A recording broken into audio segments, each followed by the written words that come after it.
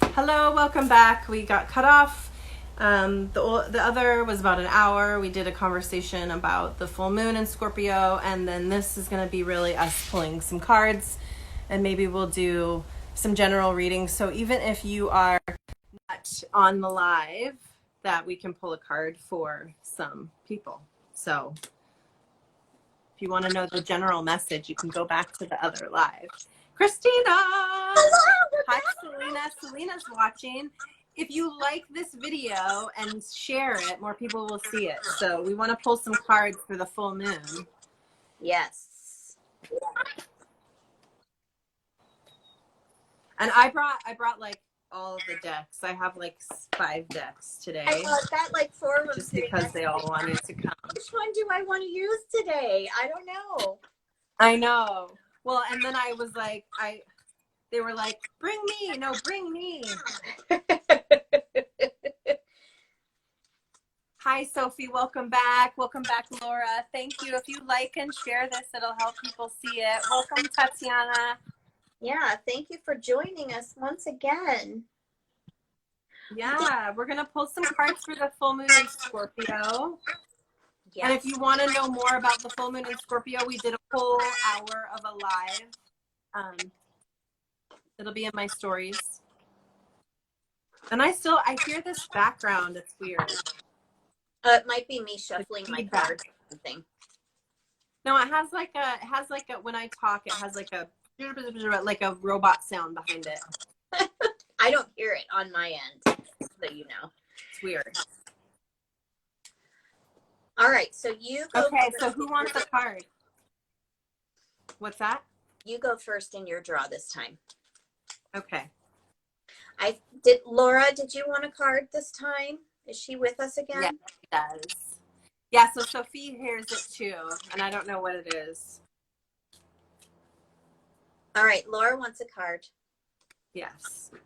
Oh, one just fell out. So I pulled out the Herbal Healing deck, which I love so much. And the card that came out for you, Laura, is Hops Celebration.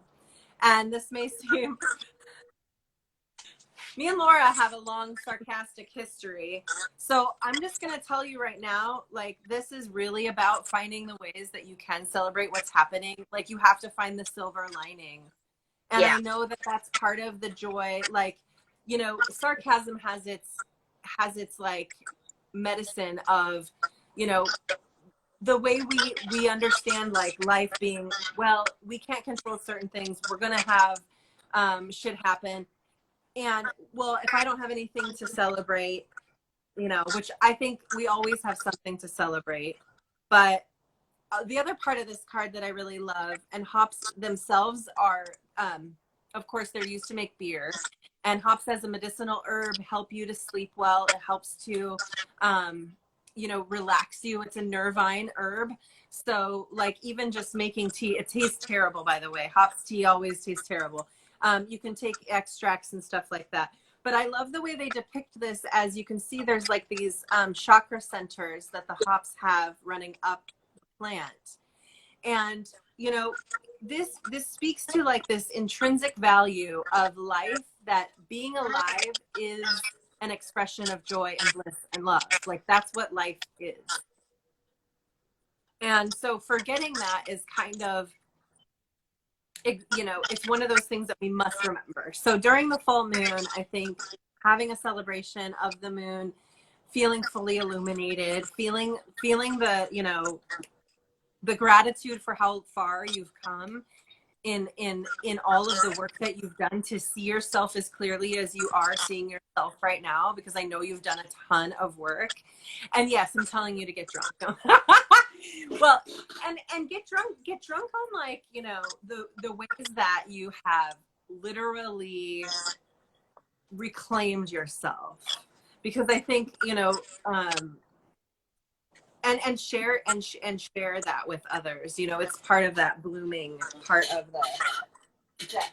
I dropped the card. So what do you got, Christina? I drew for Laura the 4 of Air. And this is my Dreams of Gaia tarot deck. And the Four of Air, before you get drunk at this full moon, which have fun, before No you do judgment. that, the Four of Air talks about the feeling of confusion and disarray that might be going on around you at this time. And it talks about not necessarily controlling, but clearing a path for you. So the Four of Air is coming into place and saying, okay, you know what? It's time to get rid of some things around you. So that way you can see the path towards this creative endeavor that you are trying to reach, this goal that you're trying to reach.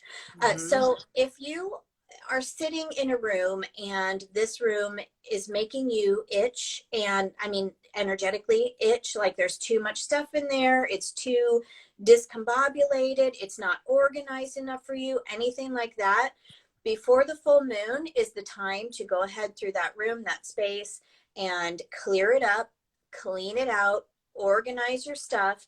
And the Four of Air is also saying, okay, it's time to build that foundational intellectual idea start for you. So if there is this project that you have been wanting to create, this full moon will be a wonderful one for you, but you've got to clear space first, so that way your mind can be free to zone in on this project. That's what I got. I love that. So like to synergize these two, what came up for me was that, you know, hops, vines, just like any vine, you have to curate in order for them to actually, you know, you can't just let everything grow. And so that's that connection of like clearing the way that you want something to grow. It's like, no, I'm going to train it to go this way. Exactly. And not exactly control, but it's like, you're kind of like, you're like, well, I know what I don't want, and you know, celebrate the things that you've already tried to do or whatever, so that there's this sense of like, well, I know that doesn't work for me. Right. And the key is for me. Right. Exactly. Right. Or it didn't work for me then. And we all right, think better anyway when that space is clear, right? When we're not thinking about other shit, about how disorganized our space is. We all think clearer that way. So do that before the full moon. Make your gratitude, your release for the full moon, and then celebrate your little ass off. Yeah. Yeah. Next. Absolutely. Do we have somebody else that's set already? Sophie raised her hand, but I think we gave her last time. So is anybody else wanting a card or two cards? Otherwise, I'm going to draw for you, Christina. Okay. We've got Titania's wardrobe on here. We've got Moon Goddess Mama. Amazing. Yeah, Selena, do you want a card? It always takes like 30 seconds for things to come through. Yeah. Wonder. That's irritating. Okay, so now my cards are saying don't use these now. Now it's time to dive into another deck and use that. So that's what I'm going to do. The Dreams of Gaia Tarot, I really enjoy those. I bought them and then I returned them because it was through they're the ones they switch. Is that one of the ones that switches the elements? Yeah. And I was trying to teach tarot, I am teaching tarot. And I was like, okay, I get the piece of that. I get it. Yeah. But I got to clear out the clutter and go with the teach. Yeah. For sure. All right. So Laura says she's trying to pick her next tarot deck. Whatever one you pick, I'm sure you love, because it'll be perfect. Yes. I really do love the Light Seer Tarot. The images on it are beautiful. Yeah, they are really pretty. Definitely. Yeah. Okay, draw one for me, and I'll draw one for you. Okay.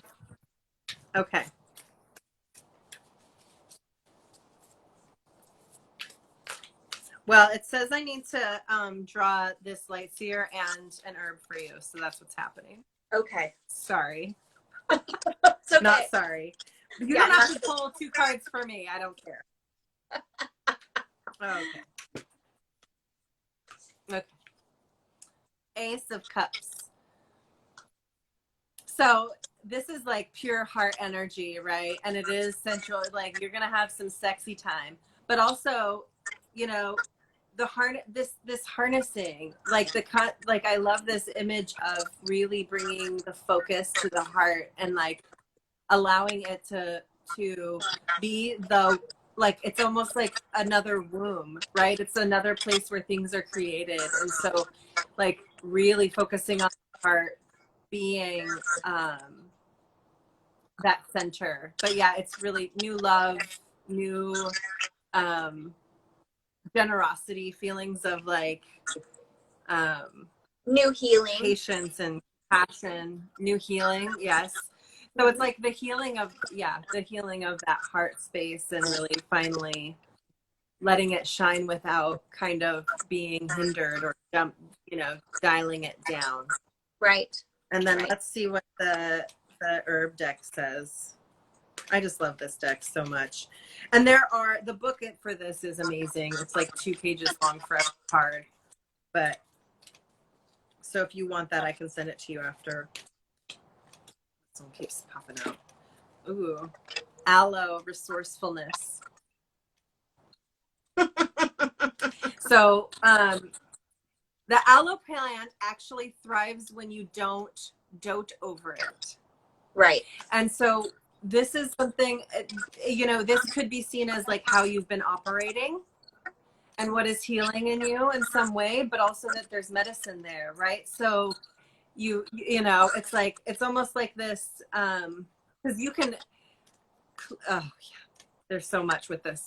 So the message really clearly is that if you have been not giving yourself very much love, knowing that you've thrived because of that, like, right, there's parts of you that actually became resourceful based on not having somebody support you. You had to learn to do that yourself. And that created some resilience within, especially the heart space, right? It's part of like how you hold space for yourself and others. So letting that medicine actually be there too, and not knowing that that's not useless. Yes. Like having the resourcefulness to know that even if there are no nutrients in the soil or water around, I have within me everything that I need. Yes, I love that. I love that. Yes. All right. Okay, for you, I am drawing from my Goddess Power Oracle. So let's see what beautiful goddess you get. I love it.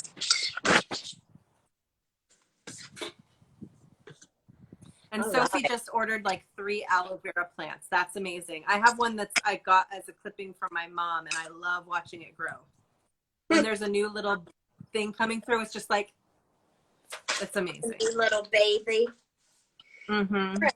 So for you, I got the goddess Parvati, and she is about devotion.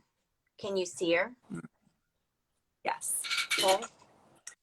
And does she have like lights in her eyes? Yeah, it's really cool, right? Mm-hmm. Super. The light is shining on her eyes are actually like almost a gold, and the light is shining on them, making them shine. Mm-hmm. So her empowerment message is: true commitment comes from wholehearted living in the body, mind, and spirit. When the Hindu goddess Parvati rises up to greet you, she's acknowledging you for your sincere devotion to personal growth. That's nice. Mm-hmm. With the world in so much turmoil, it's not easy to devote yourself to higher knowledge and a strong faith.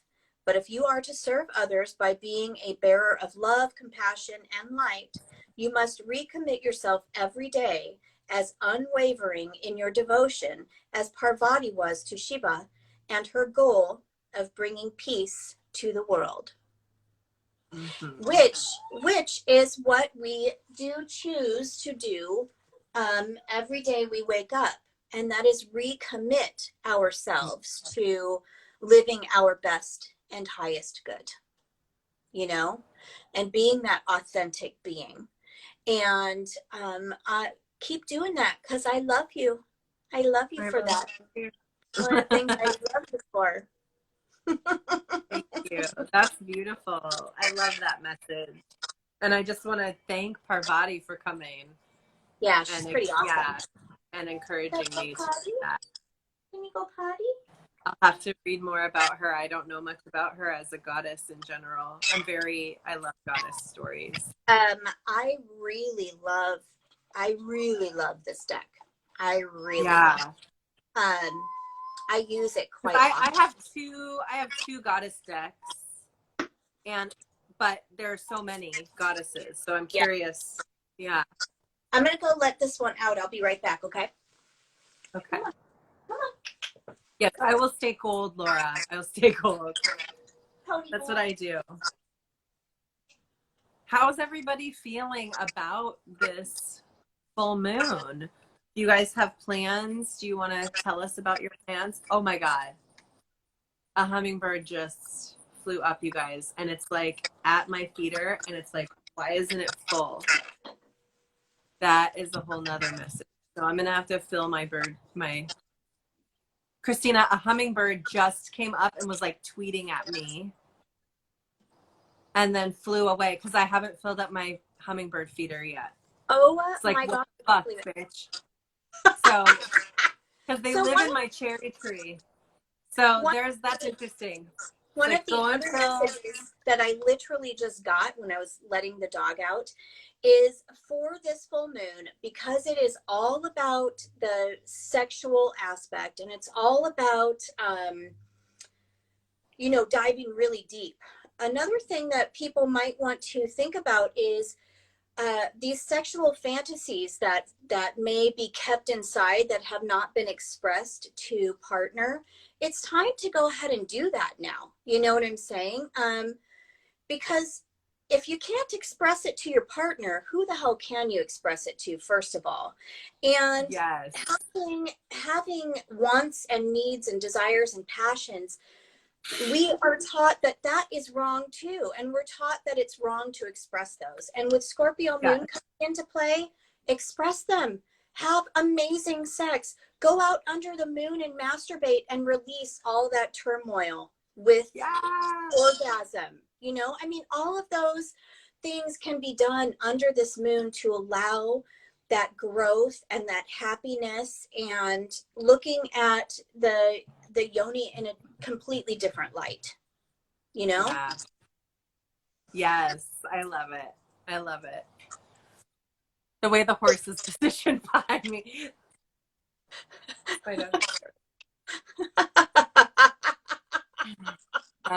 Profile. I know.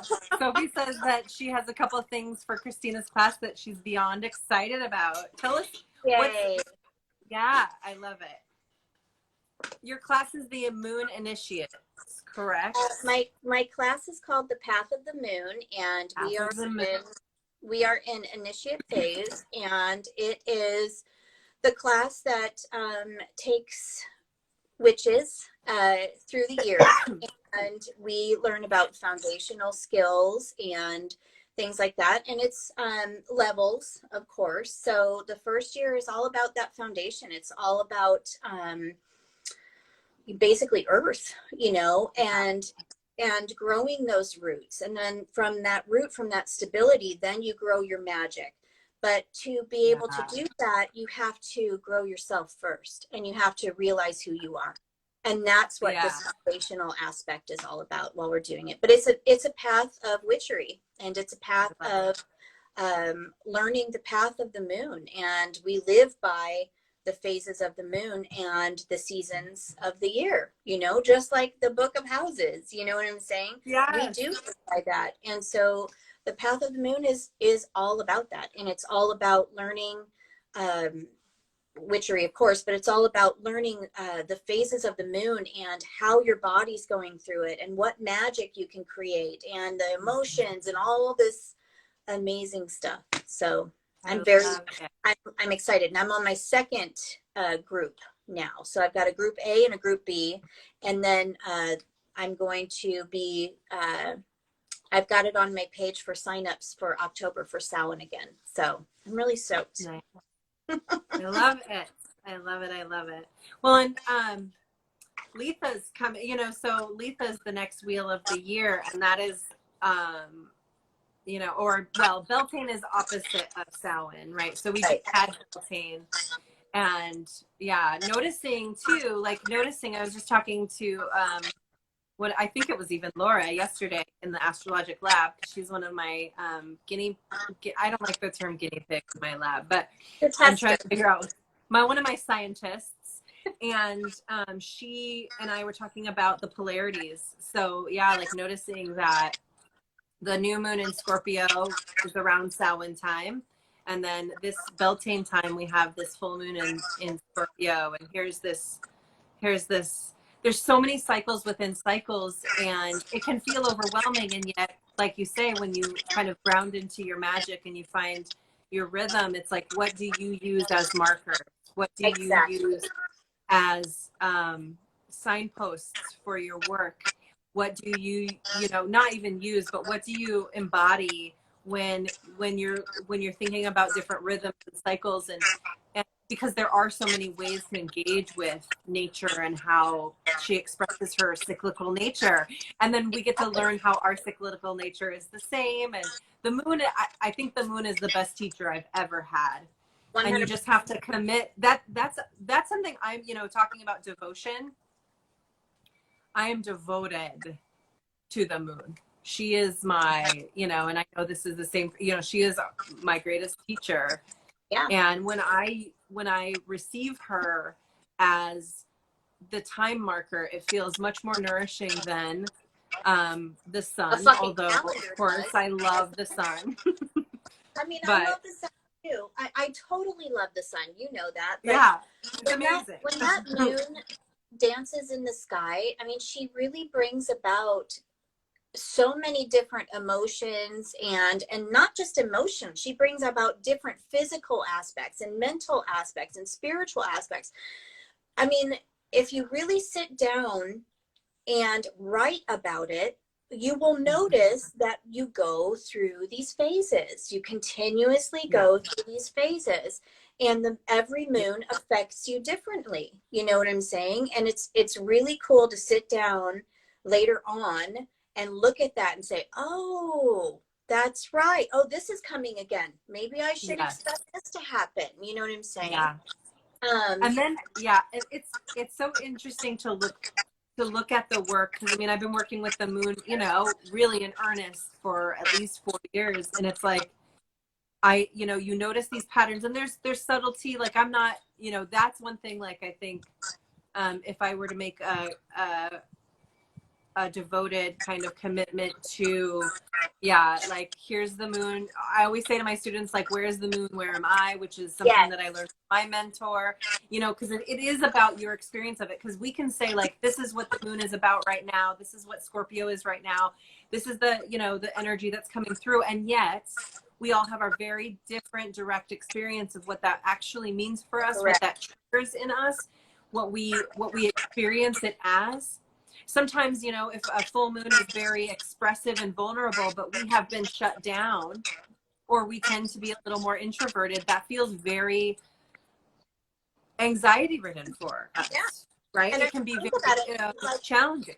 You'll be the first one to say, just because the moon is in one aspect doesn't mean that everybody's going to act the same, because everybody has planets in different aspects, and they are the only ones that are knowing what's going on. You know what I'm saying? There's a lot going on. Yeah. So the book of houses that you mentioned too, it's like that's the work that we're doing in the astrologic lab, where we're solar mapping, and then we're lunar mapping, and we're looking at the houses that the moon goes through, and then asking that really simple question: where's the moon? Where am I? How am I experiencing it? And if noticing that there's certain things that maybe it's harder to kind of move through. Maybe we feel very stuck in certain energy, even if it's supposed to feel very freeing. Mm-hmm. And that says something. Just noticing what you notice and how you notice it, and then you know, if you want to work through some of those things, then you look at the opposite side of the moon and you say, well, when the moon gets here, I'm going to look at that aspect and I'm going to see what I know from that place of the moon, and saying, you know, oh wow, you know, because the moon is like constantly you know, like mining for gold around the zodiac, asking you to feel whatever it is that's up for you right now. It's not necessarily saying you must feel this thing. It's just giving the opportunity for that energy to come in. And what you experience it as is going to be different than other people, as well as yourself a moon cycle ago. Right. You bet. You bet. Yeah. Every time. And I just, you know, I live like you. I live by the moon. I live by her phases.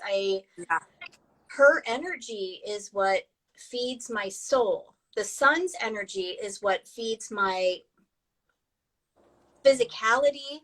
And it's the vital, it's something vital about it. Yeah, you know, so I mean, it's just when you really sit down and think about it, it's just, some people are like, oh, the planets don't affect people, and I'm thinking to myself, yeah, they do, you know what I mean?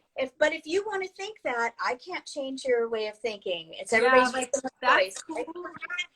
Exactly. That's so cool. Shall we do, let's do one more card draw, and this is for everyone, and this is just about the message that this specific moon gives or wants people to receive. How about that? Yes.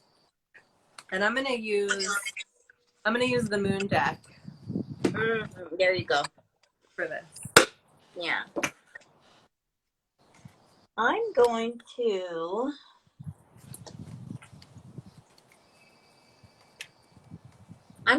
use my Rumi again. Rumi's saying it wants to be used again, so that's from that. If you haven't read Rumi poetry, that's also a very amazing thing to do for the Scorpio moon. Just read Rumi poetry all day. So romantic. Like it's romantic for the soul. You know what I mean? It's really feeding that soul with love. Yeah. Rumi poetry is that essence of life itself pooled in something that it's just amazing. All right. Do go on. Oh my gosh. Such a good. Okay, so I'm gonna go. Okay. So for this beautiful Scorpio moon coming up, I drew from Rumi, and I got Blessings of Zara. Got that I love her. I know, she's got that beautiful moonshine coming down. She's receiving through her heart. You know, she's really receiving that message through her heart, and it's going through her and mixing with her. So she's like the channel. Yes. So the Blessings of Zara. Let go of thought. Don't take it into your heart. You are naked, and thought is like ice. You use thought to seek release from suffering and pain, while thought is the cause of your suffering and pain. The realm of creation is outside the scope of thought, O foolish one. See the opus and behold the beauty. Look in the direction from which the images flow. See the brook that causes the wheel to turn. I wish to pull that false confection from your mouth. Oh, I know you will open your mouth even wider to scream, like the terrible cry of a toddler denied.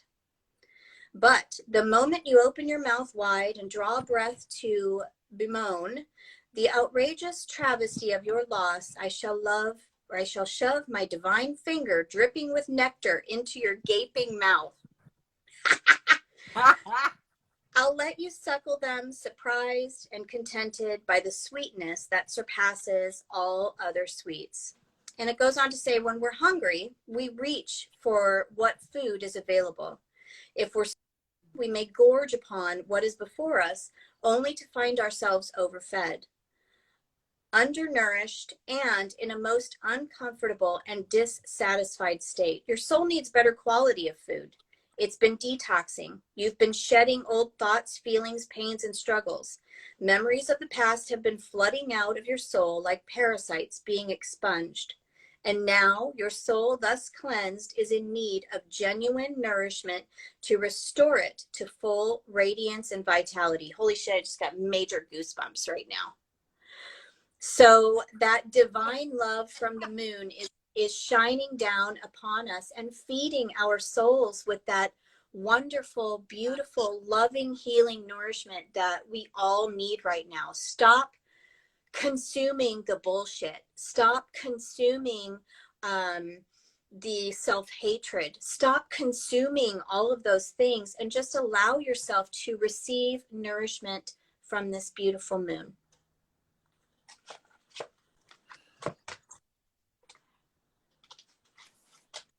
And that's that one. What one is that? Yes.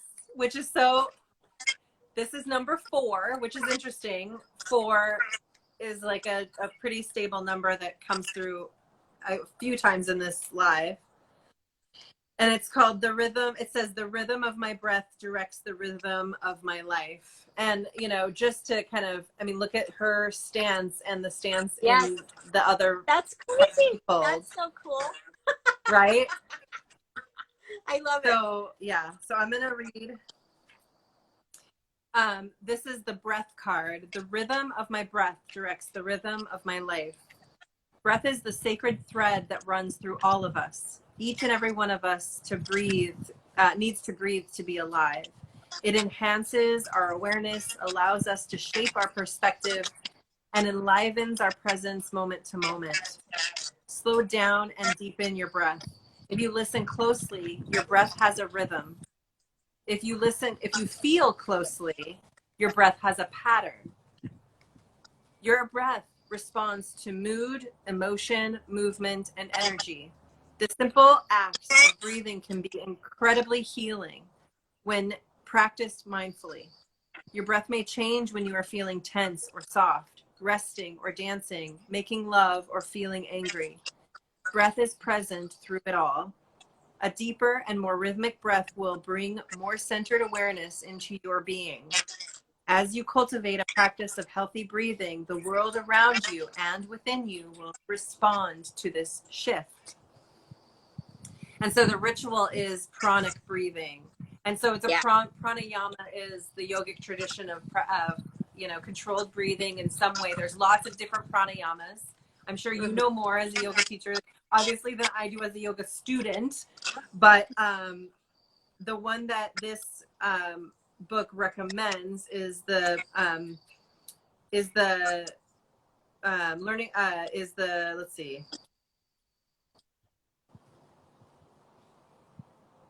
Yeah, it's inhaling, exhaling in equal parts. So one of the things I practice for pranayama is actually inhaling 4 counts, exhaling 6 counts, because that activates the rest and digest, the parasympathetic nervous system. It actually heals the nervous system. So especially when presented with things that are in anxiety, so that can be very useful as pranayama as well. If you're feeling anxious, if you're feeling really vulnerable, if you're feeling exposed, which I think some of the full moon Scorpio feelings can have some of us feeling, right? Yes. So but they also say in this, it says, you start with an even breath, inhaling the nose 4 counts, exhaling 4 counts, and then you inhale 4 counts, exhale 5 counts, inhale 4 counts, exhale 6 counts. You can also do a breath practice where you inhale and you increase both sides, so you're keeping it equal. Right. Yeah. And then it mentions big repeating this mantra. Breath work Yes, is amazing. me too.